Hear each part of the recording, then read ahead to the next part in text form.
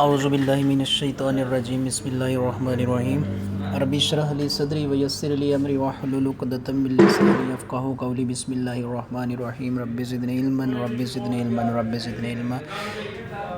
अस्सलाम वालेकुम स्टूडेंट्स, उम्मीद करता हूँ आप लोग जो है वो खैरियत से होंगे।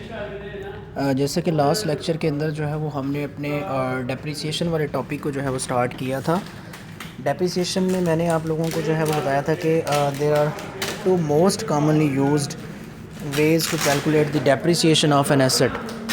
तो उसमें जो है वो हमने पहला जो तरीका था वो सीखा। उसमें हमने कहा कि ये उस तरीके का नाम जो है वो हमने रखा था स्ट्रेट लाइन डेप्रिसिएशन मेथड। ठीक है।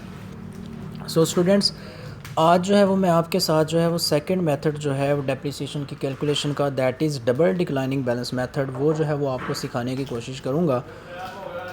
डबल डिक्लाइनिंग बैलेंस मेथड में वो कह रहा है under this method the depreciation is charge on the book value of an asset. ठीक है, वो कह रहा है डेप्रिसिएशन जो है वो किसी एसेट की बुक वैल्यू के ऊपर जो है वो चार्ज की जाती है। सो बुक वैल्यू को समझने के लिए मैं स्लाइड 2 पे ज़रा मूव करता हूँ। तो आप देखें सबसे ऊपर लिखा हुआ है बुक वैल्यू। बुक वैल्यू क्या होती है? Original cost minus accumulated depreciation. ठीक है, बुक वैल्यू। अब हमें जो है वो डबल डिक्लाइनिंग बैलेंस मेथड के अकॉर्डिंग डेप्रिसिएशन कैलकुलेट करने के लिए पहले किसी भी एसेट की बुक वैल्यू कैलकुलेट करना पड़ेगी। बुक वैल्यू का formula original cost minus accumulated depreciation. Original cost तो वही है, एक्यूमुलेटेड डेप्रिसिएशन थर्ड पे देखें आप, यहीं पे लिखा हुआ है sum of depreciation of several years. पिछले पास्ट के जितने भी सालों में एक एसेट यूज़ हो चुका है, वो एसेट जितना डेप्रिशिएट हो चुका है, वो सारी की सारी डेप्रिसिएशन का जो सम है, sum of depreciation of several past years, वो हमारी एक्यूमुलेटेड डेप्रिसिएशन होती है। जैसे मिसाल के तौर पे किसी एसेट की डेप्रिसिएशन पहले साल में आती है 10,000, दूसरे में 20, तीसरे में 30। तो यूँ हम जो है वो थर्ड ईयर के एंड पे अगर एक्यूमुलेटेड डेप्रिसिएशन कैलकुलेट करना चाहें तो हम पहले साल की प्लस दूसरे की प्लस तीसरे की, तीनों सालों की डेप्रिसिएशन को हम जो है वो सम कर लेंगे, उसको जो है वो हम उसका एग्रीगेट निकाल लेंगे, वो हमारी एक्यूमुलेटेड डेप्रिसिएशन होगी।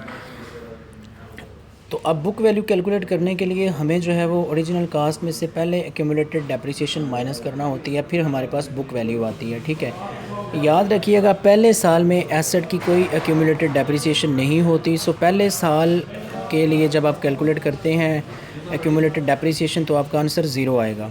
अब वापस चलते हैं अपनी स्लाइड पे। यहाँ पे देखें इसका फार्मूला मैंने लिखा हुआ है original cost minus accumulated depreciation multiply by 2 over estimated life. Original cost minus accumulated depreciation multiply by 2 over estimated life. अब अगर आपसे ये कहा जाता है रिक्वायरमेंट के अंदर कि आपने जो है वो एसेट की डेप्रिसिएशन कैलकुलेट करनी है फॉर ईयर 1, ठीक है, तो उस सूरत में आपने original cost minus accumulated depreciation, चूँकि पहले साल में एक्यूमुलेटेड डेप्रिसिएशन ज़ीरो होती है, तो आपने जो है वो ओरिजिनल कास्ट में से ज़ीरो माइनस करना है, मल्टीप्लाई बाय 2 कर देंगे और एस्टिमेटेड लाइफ एसेट की आपको गिवन होगी क्वेश्चन के अंदर। चलते हैं अपनी प्रैक्टिकल एग्जांपल की तरफ।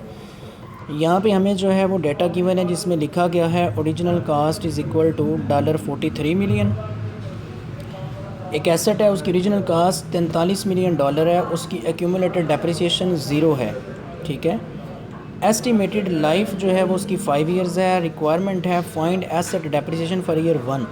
यहाँ पे अब क्वेश्चन जो वो कह रहा है, वो कह रहा है पहले साल के लिए एसेट की डेप्रिसिएशन जो है वो कैलकुलेट करें। याद रखिएगा आपको क्वेश्चन के अंदर कभी भी क्यूमुलेटेड डेप्रिसिएशन नहीं गिवन होगी। यहाँ पे मैंने वैसे ज़ीरो लिख दिया है क्योंकि मैंने ईयर फर्स्ट के लिए फ़ाइंड करना था। सो अगर आपने ईयर फर्स्ट में फ़ाइंड करना है डेप्रिसिएशन तो एक्यूमुलेटेड डेप्रिसिएशन जो है वो अंडरस्टूड बात है ज़ीरो ही होगी। ठीक है, सो सोल्यूशन की तरफ चलते हैं। ओरिजिनल कास्ट मैंने एब्रीविएशन यूज़ किए हैं, minus accumulated depreciation multiply by 2 over estimated life. Original cost है 43 मिलियन, माइनस किया एक्यूमुलेटेड डेप्रिसिएशन जो कि पहले साल में यूनो के ज़ीरो होती है, तो ज़ीरो माइनस करें, मल्टीप्लाई बाय 2 करें, डिवाइडेड बाय 5 कर दें। इस तरह हमारा जो है वो डेप्रिसिएशन का आंसर आ गया 17 मिलियन 2 लाख। ठीक हो गया। सो स्टूडेंट्स, ये था डबल डिक्लाइनिंग बैलेंस मेथड। और याद रखिएगा डबल डिक्लाइनिंग बैलेंस मेथड के अकॉर्डिंग डेप्रिसिएशन का आंसर हमेशा जो है वो बड़ा आता है। अब यहाँ पे क्वेश्चन ये है कि अगर आपसे ये कहा जाए कि आपने एसेट की डेप्रिसिएशन कैलकुलेट करनी है फॉर ईयर 2, तो उसके लिए आप क्या करेंगे? सेम फार्मूला यूज़ होगा, लेकिन जहाँ पे एक्यूमुलेटेड डेप्रिसिएशन है वहाँ पे पहले साल की जो डेप्रिसिएशन है 17 मिलियन 2 लाख वो आ जाएगी। सो हमने 43 मिलियन में से ये माइनस करना है 17 million 2 lakh multiply by 2 divided by 5 करेंगे तो हमारे पास एसेट की डेप्रिसिएशन जो है वो आ जाएगी फॉर ईयर 2। अगर ईयर 3 के लिए फाइंड करना पड़ जाए, ठीक है, यहाँ पे जैसे लिखा हुआ है requirement find asset depreciation for year 3, तो आपने ओरिजिनल कास्ट में से एक्यूमुलेटेड डेप्रिसिएशन जो माइनस करनी है उसमें पहले साल की भी माइनस करेंगे, दूसरे की भी करेंगे, फिर मल्टीप्लाई बाय 2/5 करेंगे तो यूँ आएगा। मतलब बात करने का ये है कि पहले साल में एक्यूमुलेटेड डेप्रिसिएशन का आंसर 0 होता है। जब आप दूसरे में मूव करेंगे